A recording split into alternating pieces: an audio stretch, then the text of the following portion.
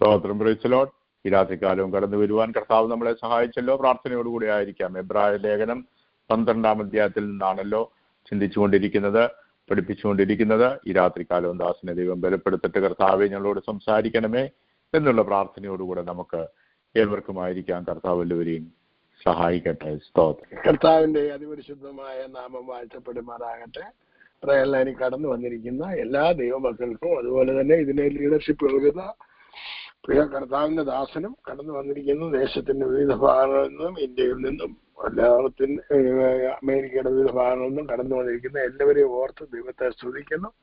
നിങ്ങൾക്ക് എല്ലാവർക്കും യേശു കർത്താവിന്റെ ധന്യമുള്ള നാമത്തിൽ സ്നേഹവന്ദനത്തെ അറിയിക്കുന്നു. ദൈവമായ കർത്താവ് നിങ്ങളെ എല്ലാവരെയും ധാരാളം അനുഗ്രഹിക്കുകയും സഹായിക്കുകയും ചെയ്യുമാറാകട്ടെ എന്ന് ഞാൻ പ്രാർത്ഥിക്കുന്നു.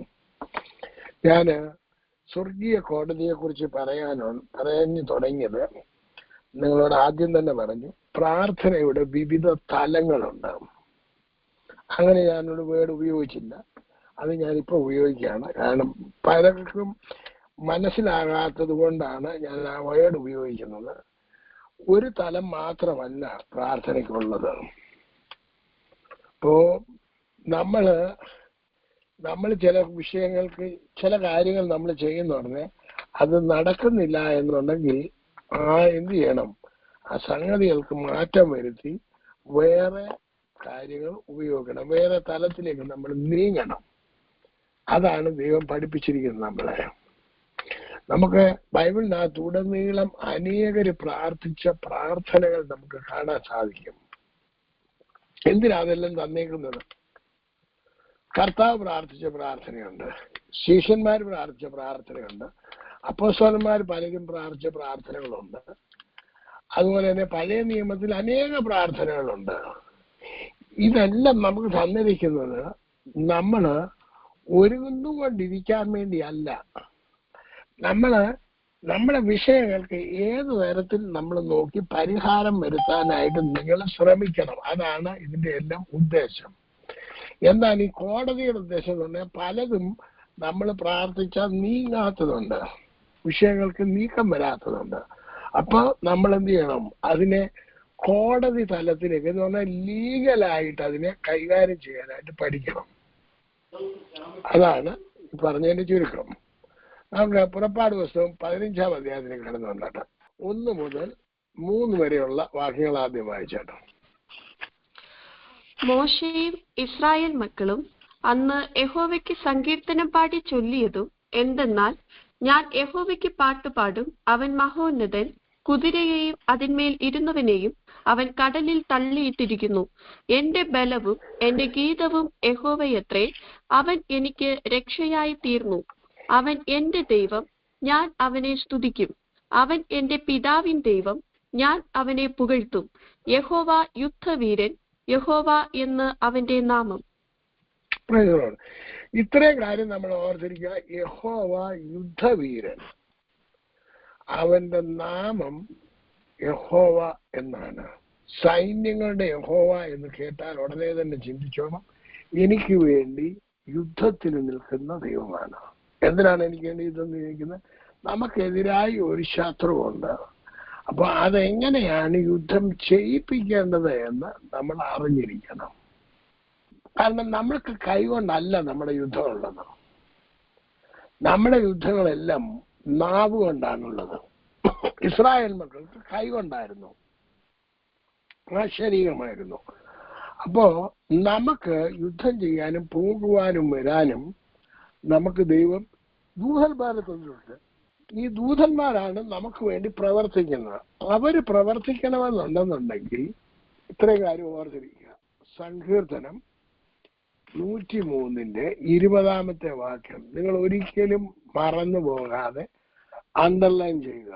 അവന്റെ വചനത്തിന്റെ ശബ്ദം കേട്ട് അവന്റെ ആജ്ഞ അനുസരിക്കുന്ന വീരന്മാരായി അവന്റെ ദൂതന്മാരായുള്ളവരെ യഹോവയെ വാഴ്ത്തുവേൻ. അവന്റെ വചനത്തിന്റെ ശബ്ദം കേട്ട് ആജ്ഞ അനുസരിക്കുന്ന വീരന്മാരായ ദൂതന്മാര്. അത് പലപ്പോഴും നമ്മൾ വേറൊരു രീതി ചിന്തിക്കും. നമ്മളാണ് അവന്റെ വീരന്മാരായ ദൂതന്മാർ, നമ്മളല്ല. അത് ഏഞ്ചൽസിനെ കുറിച്ചാണ് പറഞ്ഞിരിക്കുന്നത്. അത് ഇംഗ്ലീഷിൽ നിങ്ങൾക്ക് വായിച്ചാൽ നിങ്ങൾക്ക് കിട്ടും. അതുതന്നെ അങ്ങനെ അത് ഇംഗ്ലീഷ് ഒന്ന് വായിച്ചാട്ടോ. Bless the Lord, you his angels, who excel in strength, who do his word, heeding the voice of his word. പ്രത്യേകം ശ്രദ്ധിക്കണം, അതിന്റെ ദൈവവചനത്തിന്റെ ശബ്ദം കൊടുക്കുന്നതാരാ? നമ്മളാ. ഈ സ്ക്രിപ്ചറിന് ശബ്ദം കൊടുക്കാനാണ് നമ്മളെ വിളിച്ചിരിക്കുന്നത്. ഇതിന്റെ ശബ്ദം കേട്ടാൽ ഉടനെ തന്നെ നമുക്ക് ചുറ്റും അവൻ കാറ്റുകളെ തന്നെ ദൂതന്മാരും അഗ്നിജ്വാലയെ തന്നെ ശുശ്രൂഷകന്മാരുമാക്കുന്നു. നമ്മുടെ ചുറ്റിനും ദൂതന്മാരുണ്ട്. ഏത് തരത്തിലുള്ള ദൂതന്മാരാണ്? 2 തരത്തിലുള്ള ദൂതന്മാരുണ്ട്. ഒന്ന് ദൈവദൂതന്മാരുണ്ട്, 2 പൈശാചിക ദൂതന്മാരുണ്ട്.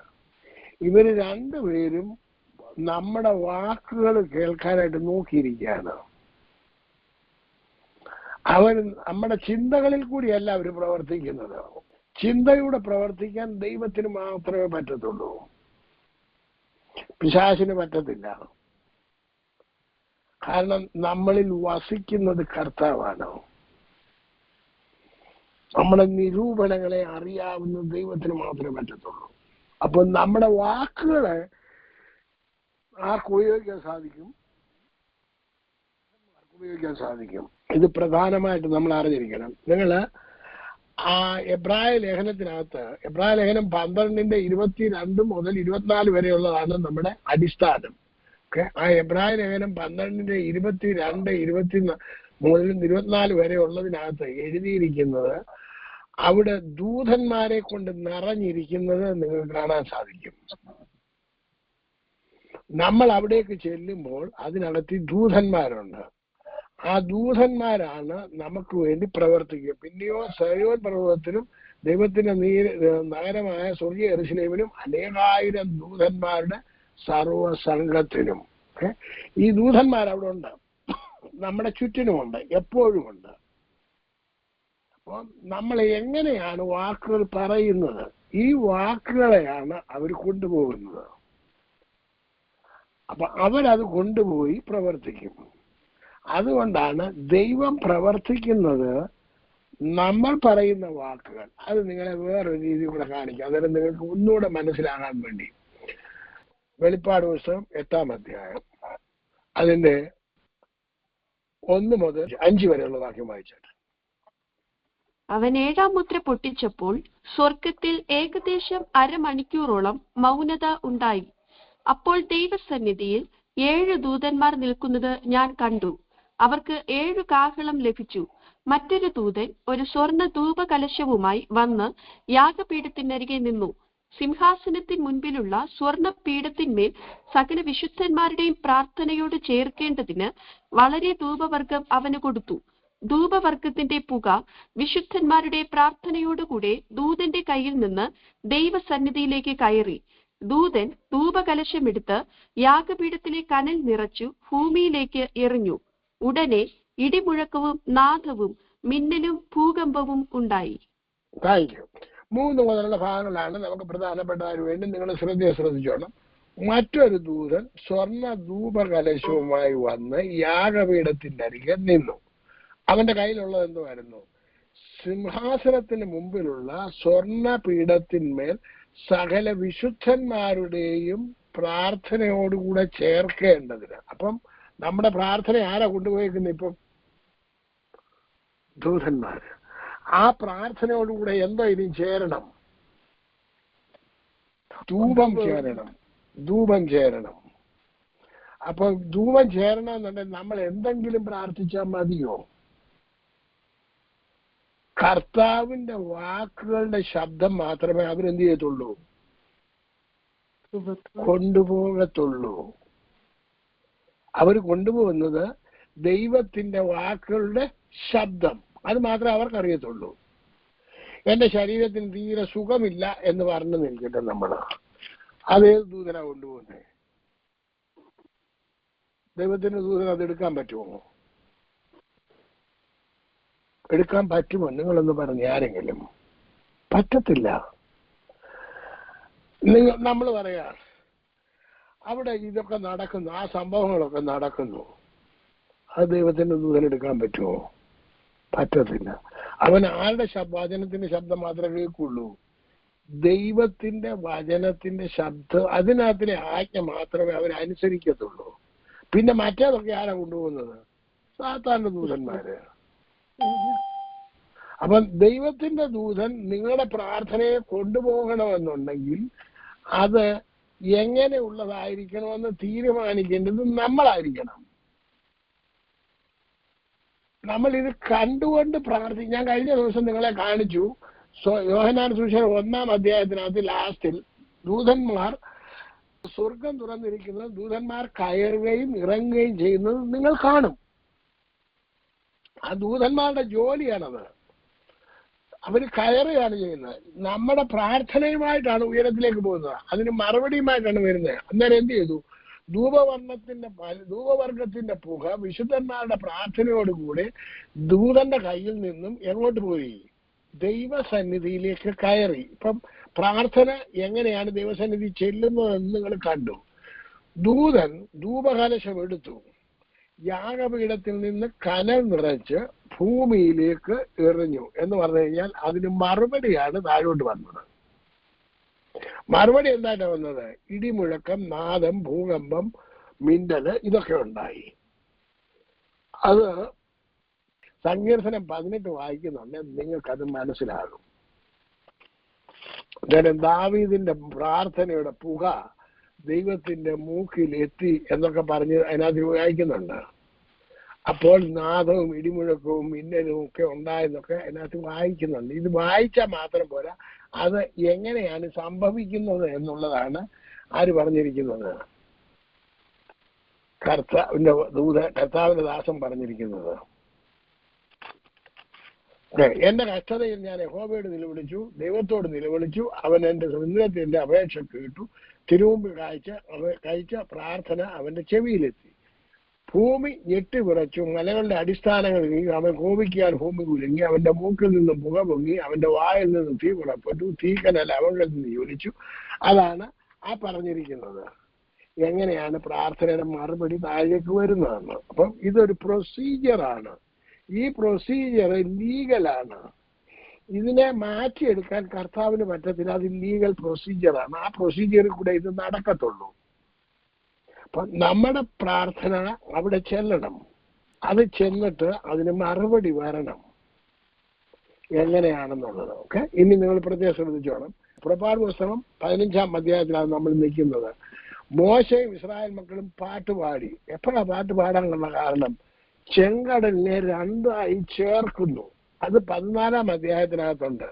പുറപ്പാട് പുസ്തകം 14-ാം അധ്യായത്തിനകത്ത് മോശയോട് ദൈവം പറയുന്നു, നിന്റെ കൈ ആ കടലിന് നേരെ നീട്ടാൻ പറയുന്നുണ്ട്. എന്തിനാണെന്നറിയാമോ? ഫറവോനെ മുക്കിക്കളയേണ്ടതിന്. അവര് ഉണങ്ങിയ നിലത്തൂടെ വന്നു. അത് മറ്റൊരു അവരുടെ പുറകെ വന്നു. അതിന്റെ 14-ാമത്തെ വാക്യം 14-ാമത്തെ അധ്യായത്തിന്റെ 24 മുതൽ 26 വരെയുള്ള വാക്യം വായിച്ചാണ്. പ്രഭാതത്തിൽ യഹോവ അഗ്നിമേഘ സ്തംഭങ്ങളിൽ നിന്ന് മിസ്രൈമ്യ സൈന്യത്തെ നോക്കി മിസ്രൈമ്യ സൈന്യത്തെ താറുമാറാക്കി. അവരുടെ രഥചക്രങ്ങളെ തെറ്റിച്ച് ഓട്ടം പ്രയാസമാക്കി. അതുകൊണ്ട് മിസ്രൈമ്യർ നാം ഇസ്രായേലിനെ വിട്ട് ഓടിപ്പോക, യഹോവ അവർക്ക് വേണ്ടി മിസ്രൈമ്യരോട് യുദ്ധം ചെയ്യുന്നു എന്ന് പറഞ്ഞു.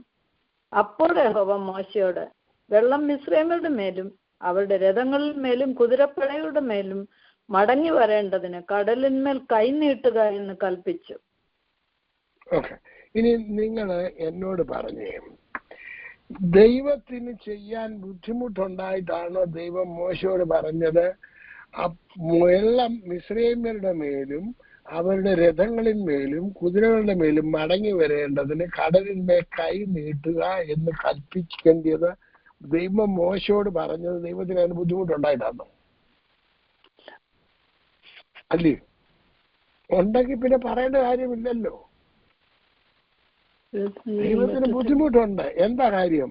ദൈവത്തിന് അങ്ങനെ ചെയ്യാൻ അനുവാദമില്ല. അത് ദൈവനീതിയല്ല ഡയറക്റ്റ് ചെയ്യുന്നത്. പിന്നെ ആര് ചെയ്യണം? മനുഷ്യൻ അതിന് ചെയ്യണം. മനുഷ്യൻ പറയണം, മനുഷ്യൻ ചെയ്യണം. അപ്പോൾ മാത്രമേ ദൈവത്തിന്റെ ദൂതന്മാർക്കും ദൈവത്തിനും പ്രവർത്തിക്കാൻ പറ്റത്തുള്ളൂ. മോശ കരം നീട്ടി കടൽ ഒന്നായി തീർന്നു. ഇത്രേ ഉള്ളു, സിമ്പിളാ. നമ്മൾ ഇതിനകത്ത് ഇൻവോൾവ് ആയിരിക്കണം. കർത്താവിന്റെ പ്രവർത്തിക്ക് നമ്മൾ ആ ഫസ്റ്റ് പാർട്ട് നമ്മൾ അവിടെ ചെയ്യണം. ഇനി നമ്മൾക്ക് അപ്പം ദൈവം നമുക്ക് വേണ്ടി വാദിക്കണമെന്നുണ്ടെങ്കിൽ നമ്മൾ അതിന്റെ നീതിയായിട്ടുള്ള കാര്യം പറയണം. ആ പുറപ്പാട് പുസ്തകം 15-ാം അധ്യായത്തിലേക്ക് വന്നിട്ട് അതിന്റെ 18-ാമത്തെ വാക്യം ഒന്ന് വായിച്ചേ.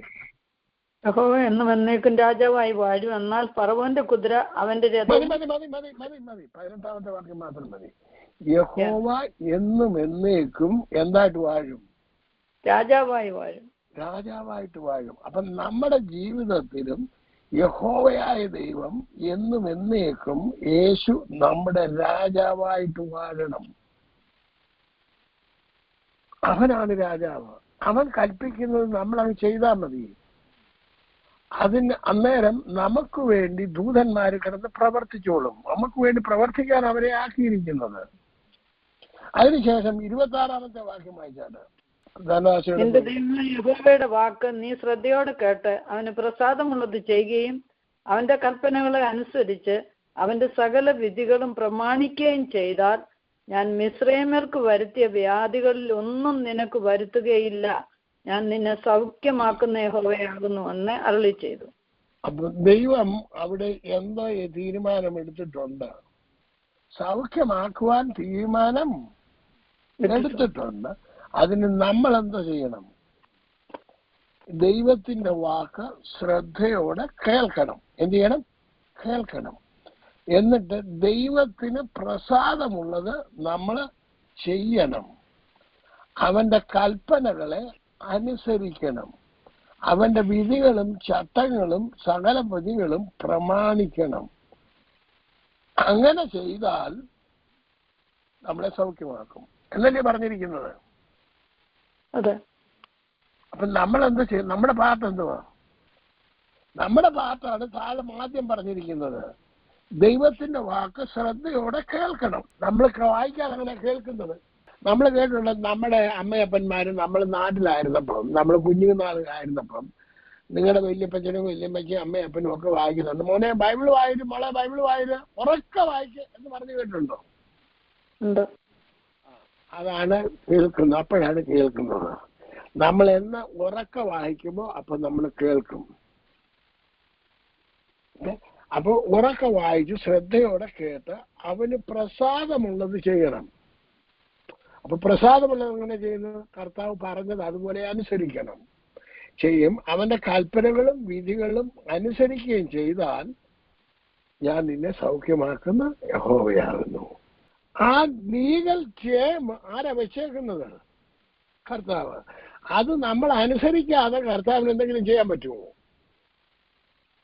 ഒന്നും ചെയ്യാൻ പറ്റത്തില്ല. അപ്പോ ആ ടേം ആൻഡ് കണ്ടീഷൻസ് നമ്മൾ മീറ്റ് ചെയ്യണം. അപ്പോഴാണ് കർത്താവിന് ചെയ്യാൻ പറ്റുന്നത്. ഇനിയും 72-ാം സങ്കീർത്തനത്തിലേക്ക് വന്നാട്ട് 72-ാം സങ്കീർത്തനത്തിന്റെ 1 മുതൽ 3 വരെയുള്ള വാക്യങ്ങൾ വായിച്ചാട്ട്. യഹോവേ, ഞാൻ നിന്നിൽ ആശ്രയിക്കുന്നു. ഞാൻ ഒരു നാളും ലജ്ജിച്ചു പോകരുതേ. നിന്റെ നീതി നിമിത്തം എന്നെ ഉദ്ധരിച്ച് വിടുവിക്കണമേ. നിന്റെ ചെവി എങ്കലേക്ക് ചായ്ച്ച് എന്നെ രക്ഷിക്കണമേ. ഞാൻ എപ്പോഴും വന്നു പാർക്കേണ്ടതിന് നീ എനിക്ക് ഉറപ്പുള്ള പാറയായിരിക്കണമേ. എന്നെ രക്ഷിപ്പാൻ നീ കൽപ്പിച്ചിരിക്കുന്നു. നീ എന്റെ പാറയും എന്റെ കോട്ടയും ആകുന്നുവല്ലോ. മതി. ഏത് അധ്യായമായിരുന്നു? ഏത് സങ്കീർത്തനമായിരുന്നു വായിച്ചേ? 71-ന്റെ 1, 2, 3. ഓക്കെ, സാരമില്ല, വായിച്ചതോട് കുഴപ്പമില്ല. 72 ഞാൻ പറഞ്ഞത്. 71-ന്റെ വായിച്ചത് സാരമില്ല, വേണ്ട, കുഴപ്പമില്ല. ഇത് വായിച്ചതുകൊണ്ടും കുഴപ്പമൊന്നുമില്ല. എനിക്കിപ്പം ഒരെണ്ണം തെറ്റിപ്പോയത് കൊണ്ട് കുഴപ്പമൊന്നും വരത്തൊന്നുമില്ല. ഇവിടെ വായിച്ചോണം. യഹോവേ, ഞാൻ നിന്നെ ആശ്രയിക്കുന്നു, ഒരു നാളും ലജ്ജിച്ചു പോകരുത്. അപ്പൊ നമ്മൾ ദൈവത്തിൽ ആശ്രയിച്ചാൽ നീ ലജ്ജിച്ചു പോകാനിടയാമോ? ഒരിക്കലുമില്ല. ദൈവത്തിന്റെ നീതി എന്താണ്? നിന്നെ ഉദ്ധരിക്കണമെന്നും നിന്റെ പ്രാർത്ഥന കേട്ട് രക്ഷിക്കണമെന്നുമാണ് ദൈവത്തിന്റെ പ്ലാൻ. ഞാൻ എപ്പോഴും വന്നു പാർക്കേണ്ടതിന് നീ ഉറപ്പുള്ള ഒരു പാറയായിരിക്കണം. അപ്പൊ നമ്മൾ എപ്പോഴും എവിടെയായിരിക്കണം? ആ ഉറപ്പുള്ള പാറയിലായിരിക്കണം ഇരിപ്പും. എങ്കിൽ മാത്രമേ കർത്താവ് രക്ഷിക്കത്തുള്ളൂ. അതിന് 72 സങ്കീർത്തനത്തിലേക്ക് വന്നാട്ട് അതിന്റെ 1 മുതൽ 3 വരെയുള്ള വാക്യങ്ങൾ. ദൈവമേ, രാജാവിന് നിന്റെ ന്യായവും രാജകുമാരന് നിന്റെ നീതിയും നൽകണമേ. അവൻ നിന്റെ ജനത്തെ നീതിയോടും നിന്റെ എളിയവരെ ന്യായത്തോടും കൂടെ പരിപാലിക്കട്ടെ. നീതിയാൽ പർവ്വതങ്ങളിലും കുന്നുകളിലും ജനത്തിന് സമാധാനം വിളയട്ടെ. അപ്പം ദൈവത്തിന്റെ നീതി കൊണ്ട് എന്തോ ഉണ്ടാകണം? കുന്നുകളിലും മലകളിലും പർവ്വതങ്ങളിലും എല്ലാം ജനത്തിന് എന്തോ ഉണ്ടാകണം? അപ്പൊ നിന്റെ വീട്ടിൽ എന്തോ ഉണ്ടാകണം? സമാധാനം ഉണ്ടാകണം. അതെങ്ങനെ ഉണ്ടാകുന്നത്? ദൈവത്തിന്റെ നീതിയാണ് നിന്റെ ഭവനത്തിൽ എന്തുണ്ടാകണമെന്ന്? സമാധാനം ഉണ്ടാകണമെന്ന്. അപ്പൊ നിന്റെ ഭവനത്തിൽ സമാധാനം ഉണ്ടാകുന്നില്ലെങ്കിൽ അവിടെ ആരാണ് കലക്കമുണ്ടാക്കുന്നത്? ശത്രു. അപ്പോ ആ ശത്രുവിനെ ശാസിച്ച് അകറ്റുവാൻ നിനക്ക് കഴിയണമെന്നുണ്ടെങ്കിൽ നീ ദൈവ പൈതലാണ് എങ്കിൽ മാത്രമേ പറ്റത്തുള്ളൂ. എന്നിട്ട് യേശുവിന്റെ നാമത്തിൽ ഈ ഭവനത്തിൽ നിന്നും ശത്രുവിന്റെ എല്ലാ തന്ത്രങ്ങളും നീങ്ങിപ്പോകട്ടെ. നമ്മളപ്പോ എവിടെയാ നിൽക്കുന്നതെന്നറിയാം? നിങ്ങൾ ഓർത്തുകൊള്ളണം, നമ്മൾ നിൽക്കുന്ന സ്ഥലം ദൈവസന്നിധിയാ, കോർട്ട് റൂമിലാ. അവിടെ ആരുണ്ട്? ദൂതന്മാര് നിങ്ങൾക്ക് വേണ്ടി ഉണ്ട്. നീതിയുള്ള ന്യായാധിപതി അവിടെ ഇരിപ്പുണ്ട്. യേശു കർത്താവ് നമുക്ക് വേണ്ടി വാദിക്കുവാനുണ്ട്. യേശുവിന്റെ രക്തം നമുക്ക് വേണ്ടി സംസാരിക്കാനുണ്ട്. അവിടെ നിന്നിട്ടാണ് പറയുന്നത്, നിങ്ങൾ രാജാവ് രാജകുമാരന് എന്തൊക്കെ നൽകണം? നീതിയും ന്യായവും നൽകണം. നമ്മളാണ് രാജാക്കന്മാരുടെ മക്കളാണ്. ആണോ അല്ലയോ? മഹാരാജാവിന്റെ മക്കളല്ലയോ നിങ്ങള്? ആണോ? അതെ. അപ്പൊ നമുക്ക് നീതിയും ന്യായവും കിട്ടേണ്ട ആവശ്യം നമുക്കുള്ളതില്ലയോ? അതെ. അത് നിങ്ങൾക്ക് കിട്ടിയിരിക്കണം. അപ്പൊ നമ്മൾ ആ നിൽക്കുന്ന സ്ഥലം നോക്കിയിട്ട് അവിടെയാണ് നിൽക്കുന്നതെന്ന് അറിഞ്ഞ് കർത്താവെ, എന്നിട്ട് ആ വചനം വായിക്കുന്ന ഉടനെ എന്ത് സംഭവിക്കുന്നു? നിങ്ങളുടെ സമാധാനം നിങ്ങളിലേക്ക് വരുന്നു. ഞാൻ ഇന്നടത്താണ് നിൽക്കുന്നതെന്നുള്ള ഒരു ബോധത്തോടു കൂടി വേണം നമ്മൾ പറയാൻ.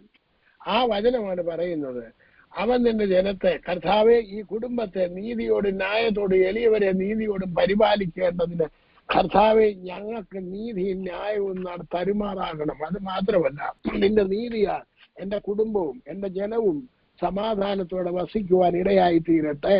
എങ്കിൽ മാത്രമേ നടക്കത്തുള്ളൂ. അടുത്തത് അതേ സങ്കീർത്തനത്തിൽ തന്നെ 11 മുതൽ 14 വരെയുള്ള വാക്യം വായിച്ചാണ്. സകല രാജാക്കന്മാരും അവനെ നമസ്കരിക്കട്ടെ, സകല ജാതികളും അവനെ സേവിക്കട്ടെ.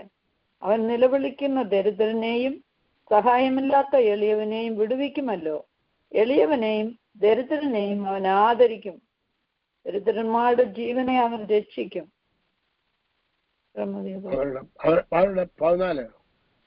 അവരുടെ പ്രാണനെ അവൻ പീഡയിൽ നിന്നും സാഹസത്തിൽ നിന്നും വീണ്ടെടുക്കും. അവരുടെ രക്തം അവന് വിലയേറിയതാകുന്നു.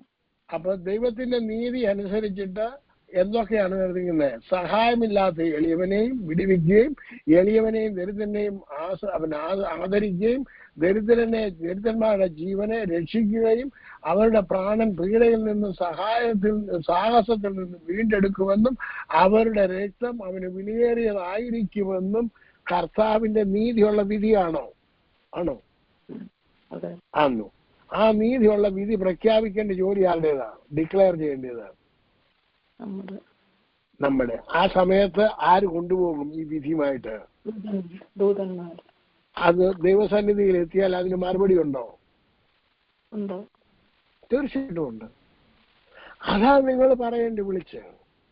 അതിനെന്ത് ചെയ്യണം? നമുക്ക് വേണ്ടിയത് എന്താണെന്ന് കണ്ടുപിടിച്ച് അതിനെ നിങ്ങളൊരു പേപ്പറിലോട്ട് എഴുതി, ഇത് കർത്താവെ ദൈവത്തിന്റെ ലീഗൽ റൈറ്റ് ആണ്, നമ്മളത് ലീഗലായിട്ടുള്ള കാര്യമാണ്, നിന്റെ നീതിയുള്ള വിധിയാണ്, ആ വിധി നീ പ്രഖ്യാപിച്ചിരിക്കുന്നു, അത് നടപ്പിലാക്കി എടുക്കണം, അത് നടപ്പിൽ വരുമാറാകട്ടെ, ഈ വചനപ്രകാരം ഇത് നടക്കട്ടെ എന്ന് മാത്രം പറഞ്ഞാൽ മതി യേശു കർത്താവിന്റെ നാമത്തിൽ. എന്നിട്ട് നിങ്ങൾ പ്രതീക്ഷിക്കണം, അതിനായി കാത്തിരിക്കണം, ആ വിധി പ്രഖ്യാപിച്ച് നടപ്പിൽ കൊണ്ടുവരുന്നതിന് വേണ്ടി. അത് നടപ്പിലാക്കാൻ വലിയ താമസമൊന്നും എടുക്കത്തില്ല.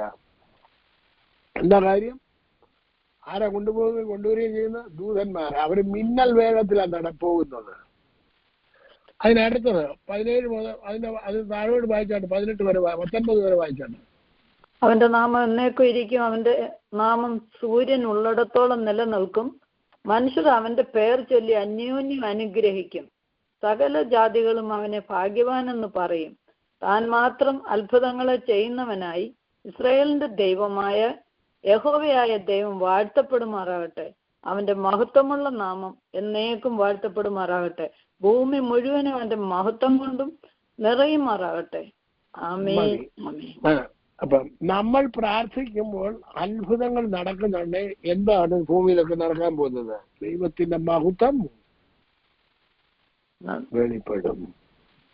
അവന്റെ മഹത്വം കൊണ്ട് ഭൂമി നിറയണം. ജനം കാണണം ദൈവത്തിന്റെ മഹത്വം. നിങ്ങൾ പ്രാർത്ഥിക്കുമ്പോൾ നിങ്ങൾ ദൈവസന്നിധി, നിങ്ങൾ കടന്നു ചെന്നേക്കുന്ന സ്ഥലം നിസാരമല്ല. നിങ്ങൾ പറഞ്ഞാൽ അത് നടന്നിരിക്കും. നിങ്ങൾ പറയേണ്ട വിധമാണ് ഞാൻ നിങ്ങളോട് പറഞ്ഞു തരുന്നത്. അത് നിങ്ങൾ പ്രാക്ടീസ് ചെയ്താൽ മാത്രം മതി.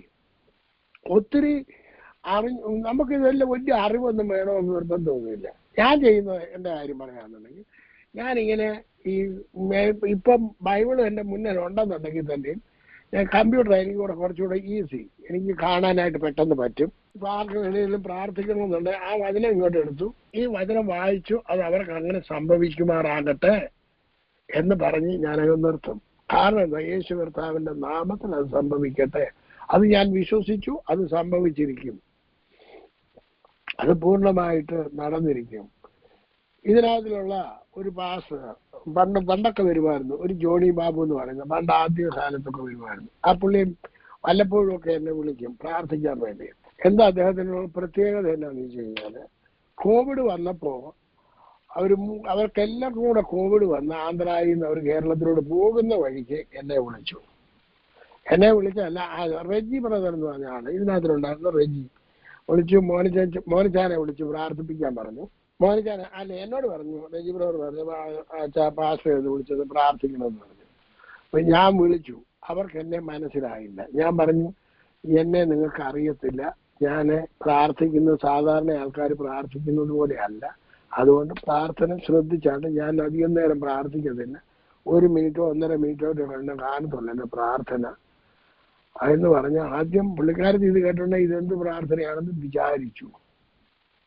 പിന്നീട് ഞാനൊന്നും വേണ്ടിയില്ല, വിളിച്ചു. അത് കഴിഞ്ഞതിന് ശേഷം 2 ദിവസം കഴിഞ്ഞുകൊണ്ട് എന്നെ വിളിച്ചു. പിന്നീട് പ്രാർത്ഥിപ്പിച്ചു. അവർക്ക് വിടുതൽ കിട്ടി, അവർക്ക് എല്ലാവർക്കും വിടുതൽ കിട്ടി. പിന്നെ അതിനുശേഷം വല്ലപ്പോഴും ഒക്കെ അവർക്ക് എന്തെങ്കിലും ആവശ്യം എന്നെ വിളിക്കുന്നത്. ഇന്നലെ വിളിച്ചായിരുന്നു. ഞാൻ എന്തിനാ ഇത് പറയുന്നതെന്ന് വെച്ച് കഴിഞ്ഞാൽ, നിങ്ങൾ പ്രാർത്ഥിക്കുന്നുണ്ട്, സംഭവങ്ങൾ നടക്കുമെന്നുണ്ടെങ്കിൽ പിന്നെ നിങ്ങളെ വിളിച്ചിട്ട് എന്ത് ചെയ്യും? മനുഷ്യന് പ്രാർത്ഥിപ്പിക്കും. നിങ്ങൾ പ്രാർത്ഥിക്കുന്നുണ്ടെങ്കിൽ നടക്കാനുള്ള മാർഗം ഇത്രയേ ഉള്ളൂ. ബൈബിൾ എടുത്തു വെക്കുക, വായിച്ചുകൊണ്ടിരിക്കുന്നുണ്ട്. ഏതെങ്കിലും ഒരു വചനം നിങ്ങൾ കണ്ടു, നിങ്ങളുടെ ഹൃദയത്തിലേക്ക് കയറി എന്ന് കണ്ടാൽ അതിനെ സ്റ്റോപ്പ് ചെയ്യുക, അതിനെ അടയാളപ്പെടുത്തുക. ആ ബൈബിളിന്റെ അതിനകത്തുനിന്ന് ഒരു പേപ്പറിലോ ഒരു ബുക്കിലോ നിങ്ങൾ എഴുതി വെക്കുക. അത് വീണ്ടും വീണ്ടും നിങ്ങളുടെ ഹൃദയത്തിൽ ധ്യാനിക്കുക. 145 സങ്കീർത്തനം 11 മുതൽ 13 വരെയുള്ള വാക്യങ്ങളൊന്ന് വായിച്ചാട്ടെ. മനുഷ്യപുത്രന്മാരോട് അവന്റെ വീര്യപ്രവൃത്തികളും അവന്റെ രാജ്യത്വത്തിന് തേജസ്സുള്ള മഹത്വവും പ്രസ്താവിക്കേണ്ടതിന് അവർ നിന്റെ രാജ്യത്വത്തിന്റെ മഹത്വം പ്രസിദ്ധമാക്കി നിന്റെ ശക്തിയെക്കുറിച്ച് സംസാരിക്കും. നിന്റെ രാജ്യത്വം നിത്യരാജ്യത്വമാകുന്നു, നിന്റെ ആധിപത്യം തലമുറയായിരിക്കുന്നു. അപ്പം ഇത്രയും അപ്പൊ കർത്താവിന്റെ ആധിപത്യമാണ് എന്റെ ജീവിതത്തിൽ നടക്കേണ്ടത്. വേറെ ഒരു ആധിപത്യവും എന്റെ ജീവിതത്തിൽ നടക്കത്തില്ല. അപ്പൊ മനുഷ്യപുത്രന്മാരോട് കർത്താവെ മറ്റുള്ളവരോട് നിന്റെ വീര്യപ്രവർത്തികളെ കുറിച്ചും മറ്റുള്ള ഉന്നതന്മാരോട് നിന്റെ തേജസ്സുള്ള മഹത്വം പ്രസ്താവിക്കേണ്ടതിന് നിന്റെ രാജ്യത്വത്തിന്റെ മഹത്വം പ്രസിദ്ധമാക്കി ഞാൻ നിന്റെ ശക്തിയെ കുറിച്ച് സംസാരിക്കണം എന്നുള്ള ചിന്ത നമ്മളിലേക്ക് വരണം. അപ്പൊ നിത്യനായ രാജാവാണ് എന്റെ ഉടയവൻ. അവന്റെ മകനാണ്, അവന്റെ മകളാണ്. അവന്റെ രാജ്യത്വം നിത്യരാജ്യത്വമാണ്. ആ രാജ്യത്വമാണ് അവന്റെ രാജ്യത്വത്തിന് കീഴിലാണ് ഞാൻ ആയിരിക്കുന്നത്. അവന്റെ എന്റെ ജീവിതത്തിൽ ആ വലിയ രാജ്യത്വത്തിന്റെ മഹത്വം വെളിപ്പെടുക തന്നെ ചെയ്യും എന്നുള്ള ഉറപ്പോടുകൂടി വേണം നമ്മൾ പറയുന്ന വാക്കുകൾ. അത് നടന്നിരിക്കണം, നടക്കും. ഒരു വാക്യം കൂടെ വായിച്ചിട്ട് ഞാനിവിടെ അവസാനിപ്പിക്കാം. അത് നിങ്ങളൊന്ന് നോട്ട് ചെയ്താൽ മാത്രം മതി. 61 യെശയ്യാപ്രവചനം 61 അധ്യായത്തിന്റെ 1 മുതൽ 3 വരെയുള്ള വാക്യങ്ങൾ. ഇതാണ് കർത്താവ് ലൂക്കോസിന്റെ സുവിശേഷം 4 അധ്യായത്തിൽ യേശു കർത്താവിന്റെ പരസ്യ ശുശ്രൂഷ വേളയിൽ ആദ്യം വായിച്ച വചനമാണ് ഇപ്പൊ പറയാൻ പോകുന്നത്. എളിയവരോട് സദ്വർത്തമാനം ഘോഷിപ്പാൻ യഹോവ എന്നെ അഭിഷേകം ചെയ്തിരിക്കുകൊണ്ട് യഹോവയായ കർത്താവിന്റെ ആത്മാവ് എന്റെ മേൽ ഇരിക്കുന്നു. അപ്പം നിങ്ങളുടെ മേലും എന്റെ മേലും ഇരിക്കുന്നത് ആരുടെ ആത്മാവാണ്? കർത്താവിന്റെ ആത്മാവാണ്. എല്ലാവരും പറഞ്ഞാൽ ദൈവത്തിന്റെ ആത്മാവ് എന്റെ മേൽ ഇരിക്കുന്നു. ഈ ആത്മാവിനെ നമുക്ക് തന്നിരിക്കുന്നത് എന്തിനാണെന്നറിയാമോ? എളിയവരോട് സദ്വർത്തമാനം പറയുവാൻ. എന്താണ്? എളിയവരെ വിടുവിക്കുവാൻ. അപ്പൊ അവരെന്ത് ചെയ്യണം? അവര് പഠിച്ചു വെച്ചത് പാടിക്കൊണ്ടിരിക്കാനല്ല ചെയ്യേണ്ടത്. നമ്മൾ കർത്താവ് പറഞ്ഞത് നമ്മൾ പ്രവർത്തിക്കണം. യഹോവയുടെ പ്രസാദ വർഷം എന്താന്ന് പറഞ്ഞു കഴിഞ്ഞാൽ ലിബർട്ടി എന്ന് പറഞ്ഞു കഴിഞ്ഞാൽ സ്വാതന്ത്ര്യം. ഇനി അതുകൂടെ പറഞ്ഞുതരാം. 50-ാം വർഷമാണ് അവർക്ക് സ്വാതന്ത്ര്യം കൊടുക്കുന്നത്. ആ സ്വാതന്ത്ര്യം എന്ന് പറഞ്ഞു കഴിഞ്ഞാൽ കടം കൊടുക്കണം, എല്ലാം വീട്ടിൽ കൊടുക്കണം, എല്ലാം തിരിച്ചു കൊടുക്കണം, എല്ലാം തിരിച്ചു കൊടുക്കുക. അപ്പൊ കർത്താവ് വന്ന് ലിബർട്ടി അവർക്ക് പ്രഖ്യാപിച്ചു. ഇപ്പൊ നമ്മൾ ആ സീസണിലാണ് ജീവിക്കുന്നത്, ലിബർട്ടിയുടെ സീസണിലാണ് ജീവിക്കുന്നത്. അത് പ്രൊക്ലെയിം ചെയ്തിരിക്കുകയാണ്, സ്വാതന്ത്ര്യം പ്രഖ്യാപിച്ചിരിക്കുകയാണ്. അതുകൊണ്ടാണ് ആത്മാവുള്ളിടത്ത് എന്തുകൊണ്ട്? സ്വാതന്ത്ര്യമുണ്ട്. അപ്പൊ സ്വാതന്ത്ര്യം പ്രഖ്യാപിച്ചു കഴിഞ്ഞ കർത്താവ്. ആ സ്വാതന്ത്ര്യം പ്രഖ്യാപിച്ചെടുത്ത് എന്തൊക്കെ ഉണ്ടെന്നറിയാം? ദുഃഖിതന്മാർക്ക് വിടുതലുണ്ട്. ദുഃഖിതന്മാർക്ക് വെണ്ണീറിന് പകരം അലങ്കാരമാല എന്ന് പറഞ്ഞു കഴിഞ്ഞാൽ ദുഃഖത്തിന് പകരം അലങ്കാരമാലയാണ് ലഭിക്കുന്നത്. അപ്പോ അത് മാത്രമല്ല, അലങ്കാരമാലയും ദുഃഖത്തിന് പകരം ആനന്ദ തൈലവും വിഷണ്ണ മനസ്സിന് പകരം സ്തുതി എന്ന മേലാടയും. നിങ്ങൾ ഇംഗ്ലീഷ് അറിയാവുന്നവരെല്ലാം ആ വാക്യം ഇംഗ്ലീഷിൽ അത് വായിച്ചു നോക്കണം. നമ്മൾ ഇവിടെ പറയാറുണ്ട് ഡിപ്രഷൻ എന്ന് പറയുന്ന ഒരു രോഗം. കേട്ടിട്ടുണ്ടോ? ഡിപ്രഷന് വേണ്ടത് എന്താണെന്ന് ചോദിച്ചു കഴിഞ്ഞാൽ സന്തോഷമാണ് കൊടുക്കാവുന്ന കർത്താവ്. വിഷണ്ണ മനസ്സിന് പകരം സ്തുതി, ദൈവത്തെ സ്തുതിക്കുക. ഇത്രേ ഉള്ളൂ. ഇതെല്ലാമാണ് കർത്താവ് നമുക്ക് തരാമെന്ന് പറഞ്ഞിരിക്കുന്നത്. അപ്പൊ നമ്മൾ അത് തരാമെന്ന് പറഞ്ഞിരിക്കുന്നത് നമ്മുടെ ജീവിതത്തിൽ കിട്ടുന്നില്ലെന്നുണ്ടെങ്കിൽ ആണ് നമ്മൾ ഈ കോടതിയെ സമീപിക്കേണ്ടത്. അവിടെ കോടതിയിൽ ആരൊക്കെയുണ്ട്? ന്യായാധിപതിയുണ്ട്, യേശുവുണ്ട്, യേശുവിന്റെ രക്തമുണ്ട്, അനേകായിരം ദൂതന്മാരുണ്ട്. അവിടേക്കാണ് കയറി ചെന്നിരിക്കുന്നത്. എപ്പോഴാണ് കയറി ചെല്ലാൻ പറഞ്ഞിരിക്കുന്നത്? നമുക്ക് വിരോധമായി ശത്രു സംസാരിക്കുമ്പോൾ അവനെ തോൽപ്പിക്കണമെന്നുണ്ടെങ്കിൽ നമ്മുടെ സാക്ഷ്യവചനമായിട്ടാണ് യേശുവിന്റെ രക്തത്താലും നമ്മൾ ആ ശത്രുവിനെ തോൽപ്പിക്കണം. അതിനാണ് നമ്മൾ അവിടെ കയറി ചെല്ലേണ്ടത്. അതുകൊണ്ട് ഇന്ന് മുതൽ നിങ്ങളുടെ പ്രാർത്ഥനയുടെ തലം ഉന്നതമായ നിലവാരത്തിലേക്ക് ഉയർത്തിയാൽ നിങ്ങളുടെ ജീവിതത്തിലെ അഭിമുഖീകരിക്കുന്ന അനേക വിഷയങ്ങൾക്ക് നിങ്ങൾക്ക് എന്ത് കിട്ടും? പരിഹാരം കിട്ടും. അതിനായി ദൈവം നിങ്ങളെ സഹായിക്കട്ടെ എന്ന് പറഞ്ഞുകൊണ്ട് എന്റെ വാക്കുകളെ അവസാനിപ്പിക്കുന്നു. ദൈവത്തിന്റെ കൃപ നിങ്ങളോട് എല്ലാവരോടും കൂടെ ഇരിക്കുമാറാകട്ടെ. സ്തോത്രം. പ്രൈസിലോട് രാത്രികാലം നമ്മളെ കേൾപ്പിച്ച നല്ല ദൈവികാലോചനയ്ക്കായിട്ട് ദൈവത്തെ സ്തുതിക്കാം. ദാസനെ ദൈവം ബലപ്പെടുത്തിയല്ലോ, വളരെ വ്യക്തവും ക്ലിയറുമായിട്ട് ആ കാര്യങ്ങളൊക്കെ പറഞ്ഞല്ലോ. ആമേൻ. നമ്മൾ പ്രാർത്ഥിക്കുമ്പോൾ പ്രാർത്ഥനയുടെ തലങ്ങൾ എങ്ങനെയാണ് പ്രാർത്ഥിക്കേണ്ടത്? ദൈവവചനം.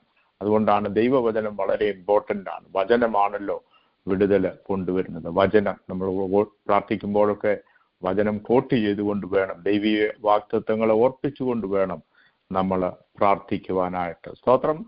ആമേൻ. രാത്രികാലവും കൽപ്പിച്ച നല്ല വേദനകൾക്കായിട്ട് ദൈവത്തെ സ്തുതിക്കാം. പ്രാർത്ഥനയോടുകൂടെ വീണ്ടും നമുക്കായിരിക്കാമല്ലോ. കർത്താവ് എല്ലാവരെയും സഹായിക്കട്ടെ.